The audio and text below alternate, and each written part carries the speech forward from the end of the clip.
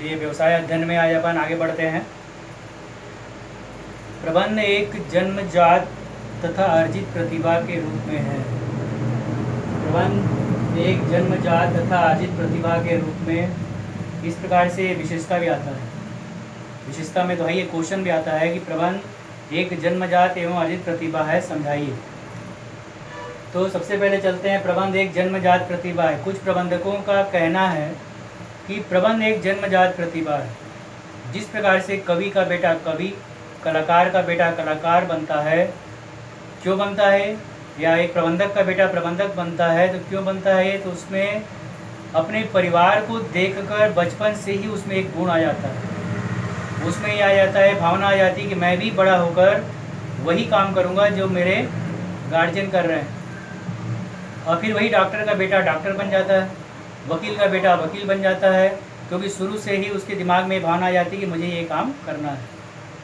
तो इसलिए प्रबंधकों ने कहा कि प्रबंध क्या है, एक जन्मजात प्रतिभा है जो बचपन से ही वंशानुगत आती है, या फिर वही बच्चा बड़ा होकर उस काम को करता है। बचपन से ही उसमें जोखिम सहन करने की क्षमता, साहस, ये सब देख कर आ जाता है, और फिर वो भी जो है उस काम को किस प्रकार से करना है देखते हुए उसी काम को वो करता है। इसलिए कहा जाता है कि प्रबंध क्या है, एक जन्मजात प्रतिभा। लेकिन आज कुछ प्रबंधकों ने उसका खंडन किया, कहा कि प्रबंध जो है एक जन्मजात प्रतिभा नहीं है, बल्कि जो है यह एक अर्जित प्रतिभा है। आज ज्ञान विज्ञान के युग में कई प्रशिक्षण की संस्थाएं खुल गई है, जहां पर हर कोई ज्ञान प्राप्त करके उस पद को प्राप्त कर सकता है। कहा गया कि एक गरीब किसान का बेटा भी पढ़ लिख कर कंपनी का प्रबंधक बन जाता है, एक गरीब किसान का लड़का पढ़ लिख कर डॉक्टर बन जाता है। क्यों? क्योंकि आज प्रशिक्षण की संस्थाएं आ गई है बहुत सारी। तो कहा गया प्रबंध एक जन्मजात प्रतिभा नहीं है, बल्कि जो है एक अर्जित प्रतिभा है, जो व्यक्ति अपनी योग्यता के अनुसार प्राप्त करता है। यही बात समझ में? तो कहा गया प्रबंध जो है जन्मजात नहीं, बल्कि क्या है, एक अर्जित प्रतिभा है। तो जन्मजात का मतलब जो जन्म से चला आ रहा है, डॉक्टर है तो उसके घर के सभी सदस्य या जो उसका लड़का है वो भी डॉक्टर बन जाता है। कोई प्रबंधक है तो उसका लड़का भी प्रबंधक बन जाता है। वो देखता है बचपन से ही कि नहीं मुझे भी यही काम करना है, और उसके दिमाग में भी भावनाएं आ जाती है और वो उस पद को प्राप्त कर लेता है। कोई गायक है, कोई कलाकार है तो उसका लड़का भी गायक का बेटा लड़का गायक, कलाकार का बेटा कलाकार बन जाता है। ये वंशानुगत होती है, इसलिए इसको कहा जाता है कि जन्मजात प्रतिभा है। लेकिन कुछ ने खंडन किया, नहीं ये जो है अर्जित प्रतिभा है, क्योंकि आज ज्ञान विज्ञान के क्षेत्र में कई प्रशिक्षण संस्थाएं खुल गई है, जहाँ से हम ज्ञान प्राप्त करके किसी भी पद को प्राप्त कर सकते हैं। जैसे बताया गया आपको, एक गरीब किसान का बेटा जिसके घर में प्रबंधक से कोई लेना देना नहीं था, उस किसान का लड़का पढ़ लिख कर प्रशिक्षण प्राप्त करके एक अच्छे कंपनी का प्रबंधक बन गया। ये है अर्जित प्रतिभा। एक किसान का लड़का पढ़ लिख कर डॉक्टर बन गया, ये है एक अर्जित प्रतिभा। इसलिए कहा गया प्रबंधक जन्मजात नहीं, बल्कि जो है ये अर्जित प्रतिभा है। आई बात समझ में? फिर देखते हैं अपन यहाँ पर प्रबंध व्यक्तियों का विकास है। प्रबंध व्यक्तियों का विकास है। कई कर्मचारी सोचते हैं कि हमारा प्रबंधक तो जब देखो तब केवल आदेश देते रहता है, जब देखो तब हमको कार्य सौंपते रहता है। तो कार्य सौंपना और आदेश देना ही उसका काम नहीं है, वो आदेश देने के साथ साथ उसके अंदर कुछ रहस्य भी छुपा हुआ है।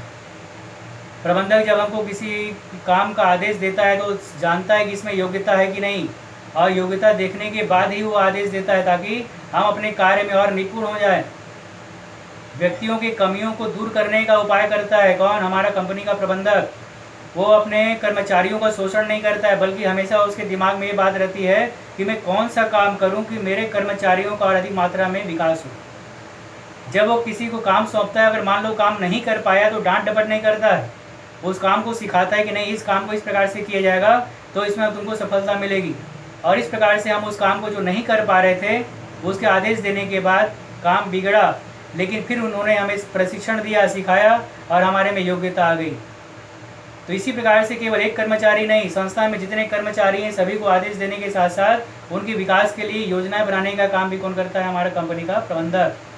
कभी कभी तो बाहर से विशेषज्ञों को बुलाकर भी प्रशिक्षण दिलवाता है, ताकि हमारा और क्या हो सके, विकास हो।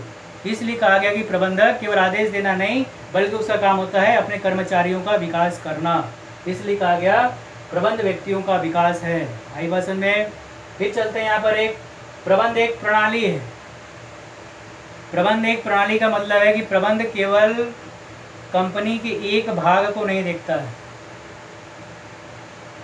कंपनी के काम करने वाले जितने संगठन है वहाँ पे नीचे से लेकर ऊपर तक सभी विभाग पर नज़र रखता है और सभी को समान रूप से आदेश देता है, सभी की आवश्यकताओं की पूर्ति करता है, तब जाकर हमको हमारे लक्ष्य की प्राप्ति होती है।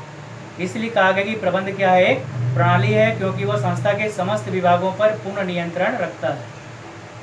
कहा गया प्रणाली दो प्रकार की होती है, एक बंद प्रणाली और दूसरी खुली प्रणाली। प्रणाली कितने प्रकार की होती है? दो प्रकार की, एक बंद प्रणाली और दूसरी खुली प्रणाली।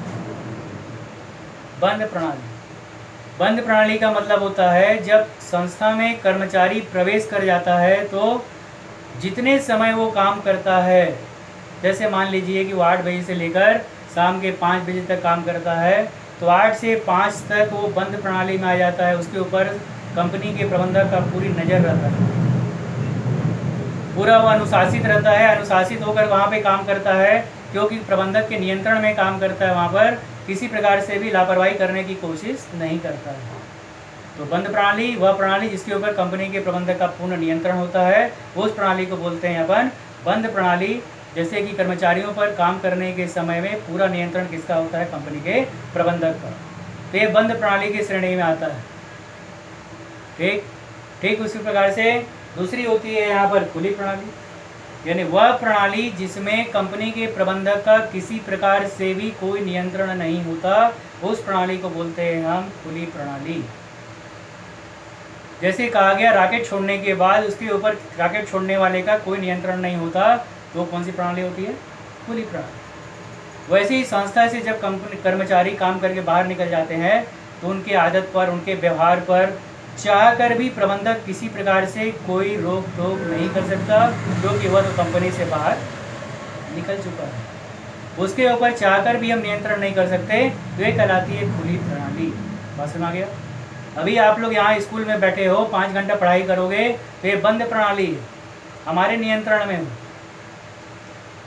बिल्कुल अनुशासित हो। यहाँ पर कोई अनुशासनहीनता का पालन नहीं करेगा, यहाँ पर सब अनुशासित रहेंगे, सब एकदम शांति से यहाँ पे अपना अध्ययन करेंगे। और जैसे ही यहाँ से छुट्टी होता है, 5 बजता है और निकलते हैं यहाँ से, तो खुली प्रणाली चालू हो जाती है। चाहकर भी हम आपके ऊपर किसी प्रकार से कोई नियंत्रण नहीं कर सकते हैं, यही होती है खुली प्रणाली। बात समझ आ गया?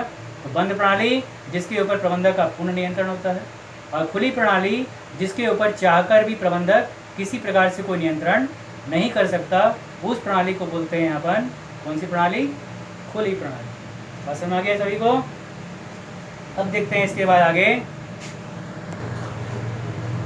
चलिए इसके बाद देखते हैं आगे अपन प्रबंध के सिद्धांत की उपयोगिता सार्वभौमिक है।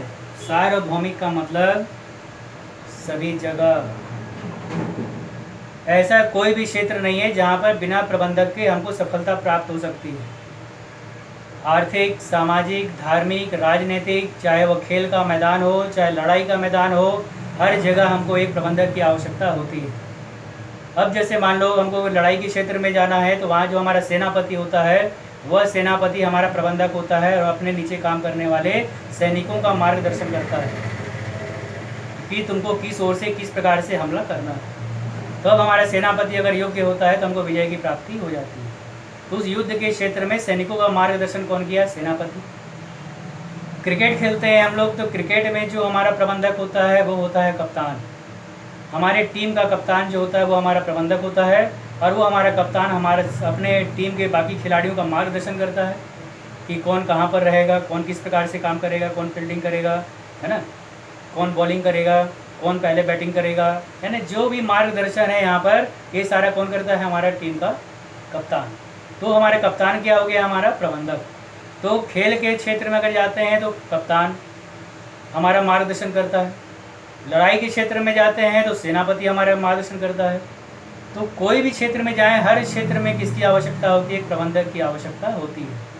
अगर प्रबंधक नहीं है तो कोई भी कार्य ढंग से वहाँ पर संपन्न नहीं हो सकता। इसके बारे में पहले हम लोग अध्ययन कर चुके हैं।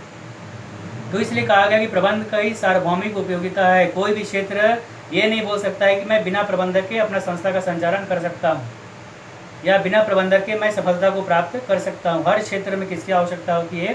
प्रबंधक की इसलिए कहा जाता है कि प्रबंध जो है एक सार्वभौमिक उपयोगिता है। बिना प्रबंधक के चाहे देश विदेश हो, कहीं भी जाइए आप, कोई भी क्षेत्र हो, वहाँ पे एक प्रबंधक का होना अनिवार्य है, क्योंकि वही हमारा मार्गदर्शन करता है, वही व्यवस्था बनाता है, वही योग्यता अनुसार कार्य को बांटता है, तब जाकर हमको वहाँ पर उस क्षेत्र में सफलता की प्राप्ति होती है। इसीलिए कहा गया है कि प्रबंध की उपयोगिता सार्वभौमिक है, हर जगह इसका उपयोग किया जाता है। बिना प्रबंध के कहीं भी हमको सफलता की प्राप्ति नहीं होती, चाहे बैंक हो, चाहे स्कूल हो, चाहे कोई धार्मिक संस्था हो, चाहे राजनीतिक क्षेत्र हो, चाहे खेल का मैदान हो, चाहे लड़ाई का मैदान हो, हर जगह हमको एक योग्य प्रबंधक की आवश्यकता होती है, और बिना एक प्रबंधक के हम किसी क्षेत्र में भी सफलता की प्राप्ति नहीं कर सकते हैं। इसलिए कहा गया है कि प्रबंध की सार्वभौमिक उपयोगिता है।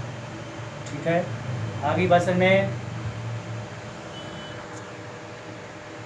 फिर आगे देखते हैं अपन। यहाँ पर कहा गया है कि प्रबंध मूलतः एक निर्देशन है। निर्देशन का मतलब होता है आदेश देना। प्रबंधक क्या करता है? कंपनी, इतनी बड़ी कंपनी चलती है, इतनी बड़ी संस्था चलती है, प्रबंधक तो केवल आदेश देता है ना, कि हाँ ये व्यक्ति ये काम करेगा, ये व्यक्ति ये काम करेगा, ऐसा संकेत करते जाता है, और सब अपने काम में लगे रहते हैं, और हमको उत्पादन की प्राप्ति मिल जाती है। तो इसलिए कहा गया कि प्रबंध क्या है? एक निर्देशन है। जिस प्रकार से ऑर्केस्ट्रा जानते हैं आप लोग, तो ऑर्केस्ट्रा जब होता है तो वहाँ पर एक व्यक्ति सामने खड़ा होता है, वाद्य यंत्र बजाने वाले जो बजाते रहते हैं, और वो व्यक्ति इशारा करते रहता है, और उसके हिसाब से वाद्य यंत्र बजते रहता है, तब हमको उस ऑर्केस्ट्रा का आनंद मिलता है। ठीक इसी प्रकार से कंपनी का प्रबंधक कौन माल खरीदेगा, कौन वस्तु का निर्माण करेगा, कौन जो है माल को बेचने जाएगा, विक्रय करेगा, मार्केट तक पहुंचाएगा, कौन जो है और भविष्य के लिए योजना बनाएगा, ये सारी बातों का ध्यान रखकर सबको काम सौंप देता है कौन? कंपनी का प्रबंधक। और आदेश देते रहता है, आदेश देते रहता है, और सब अपने अपने काम में लगे रहते हैं। और एक समय ऐसा आता है कि हमारा जो लक्ष्य है कम से कम लागत पर अधिक से अधिक उत्पादन, उस लक्ष्य की हमको वहाँ पे प्राप्ति हो जाती है। तो ये उत्पादन किसके माध्यम से हुआ? निर्देशन के माध्यम से। कौन निर्देश किया यहाँ पर? कंपनी का प्रबंधक। समय समय पर सभी को उत्पाद क्रय से लेकर वितरण करने तक हर चीज़ के लिए वो हमको यहाँ पे आदेश देते रहता है, और उसके आदेशानुसार हर एक व्यक्ति वहाँ पे काम करते हैं, तब जाकर हमको हमारे लक्ष्य की प्राप्ति होती है।